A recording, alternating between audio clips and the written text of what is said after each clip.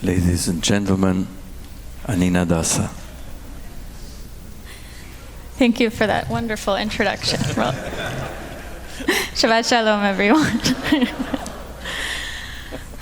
So far, in the Israelites' journey through the wilderness, which started long before the book of Numbers, God and humankind have been struggling to define their relationship with one another.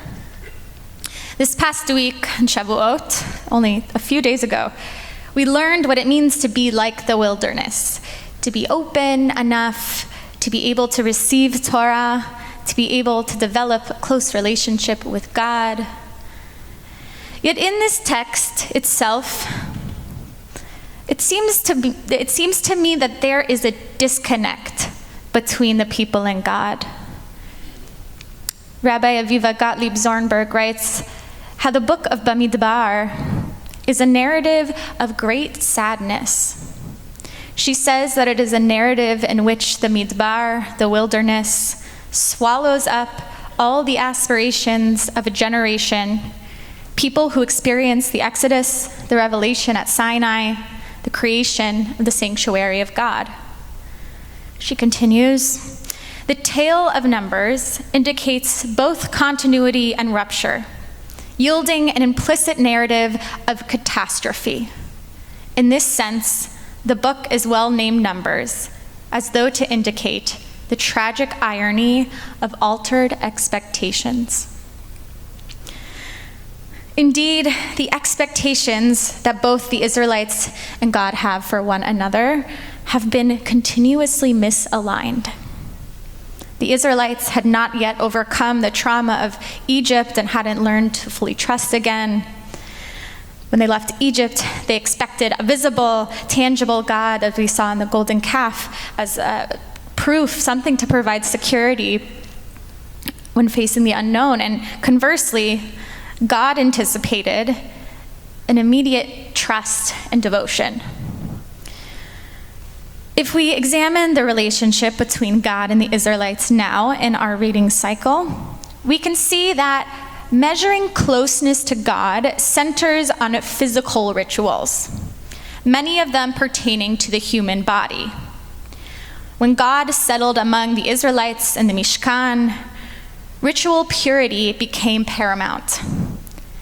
In order for both parties to share this intimate space, they each had to make themselves a little more like the other. The Israelites had to make themselves a little more like God through adhering these laws of ritual purity. And God made God's self a little more like the Israelites by physically dwelling among them rather than in the heavens. I imagine this as multiple concentric circles of holiness, each a different tier, separating oneself with God in the middle.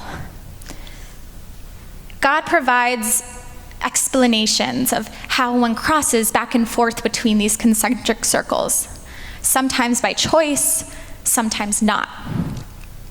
It was very literal. This process of obtaining ritual purity involved leaving the camp, being physically far from the dwelling place of God, and only being able to approach God after going through a particular set of cleansing rituals. Today, in our reading of Parashat Naso, we will see two examples of the Israelites' relationship with God being determined by the physical, in this case, specifically through the human body. In the triennial reading this week, we read about the Sota ritual of the unfaithful wife and the vows of a Nazir. In the Sota ritual, we are painted a disturbing picture of how to accuse a married woman of adultery. The Torah describes a humiliating and public ordeal where the woman must drink a bitter water, and if her body reacts physically, swelling of the belly and her thighs, she is deemed guilty and becomes cursed among her people. This disturbing law demonstrates how one's status, both publicly and in the eyes of God, are defined through the body. In this case, a devastating example of a decrease in holiness. Immediately following these laws, we see a flip side of the coin, the laws of the Nazirite, the Nazir. Someone who takes a vow, in order to abstain from drinking wine, cutting their hair, like some of the priests, avoiding being in contact with corpses.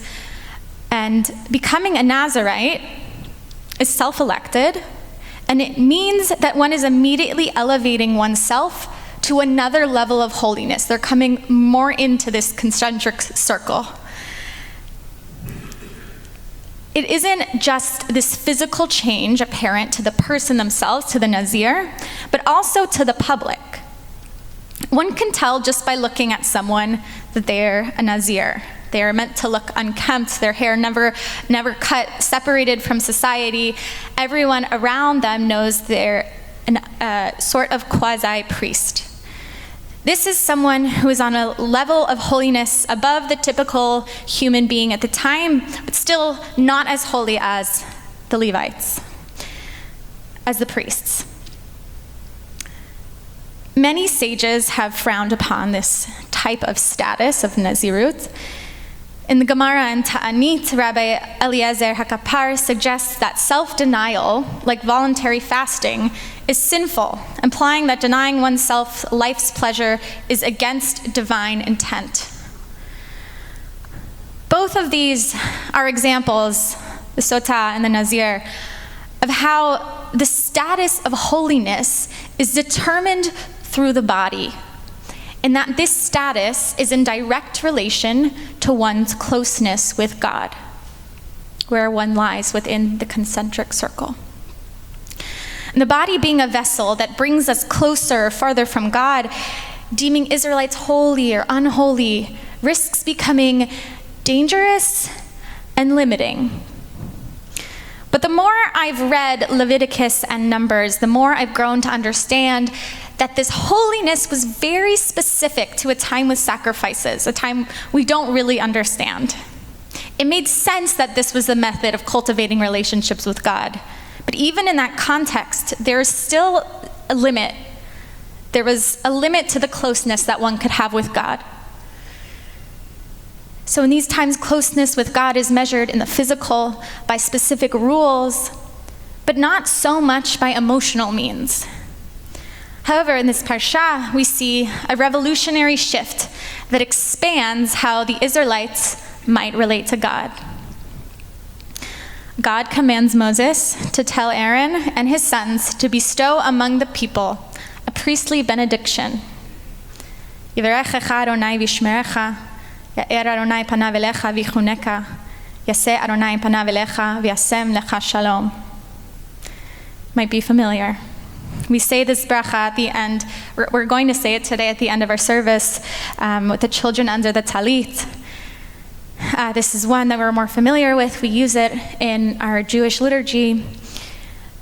But we might not be so familiar with what comes right after that blessing in the Torah. God says, V'samu et shemi al bnei Israel va'ani avarchem. Avarchem.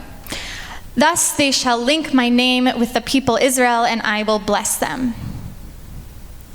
This blessing was not given directly from God to the people, but to the priests for them to be a conduit.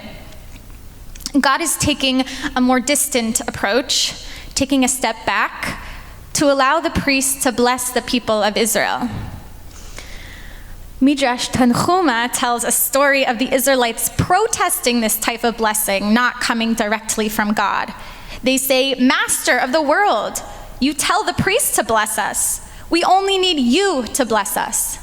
God said to them, "Although I have told the priests to bless you, I am standing along with them and blessing you." For that reason, the priests spread their hands. They spread their hands. They do so to say, God is standing behind us.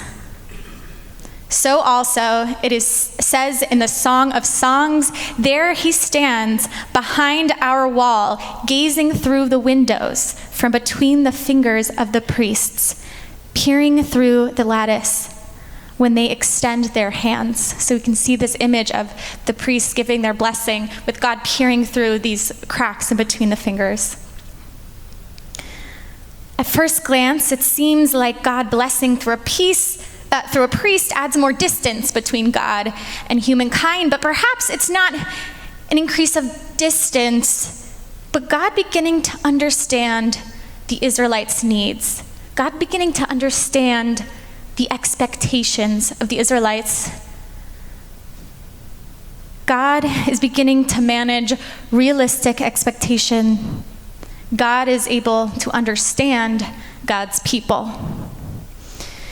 And we've seen how dangerous it is to get too close to God. Therefore, God maybe being at a difference might be preferable. But what if we imagine that God peering through the space between our fingers is not only in order to protect us from God's intense presence, but to actually multiply God's blessings?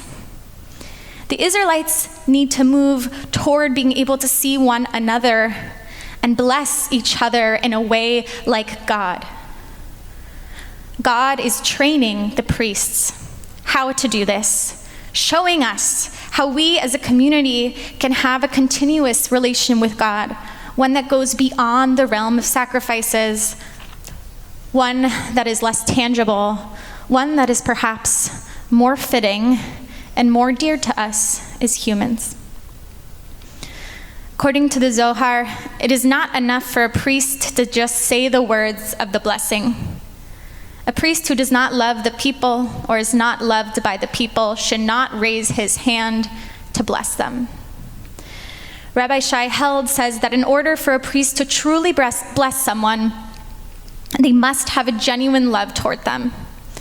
Perhaps this is what invokes the presence of God. The Torah in Naso teaches us that our relationship with God can expand infinitely, that each one of us is a channel for blessing, that each one of us is like a priest. If each one of us blesses our neighbor, we are multiplying God's presence.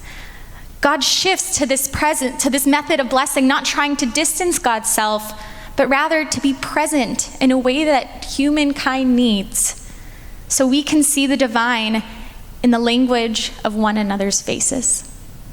Shabbat Shalom.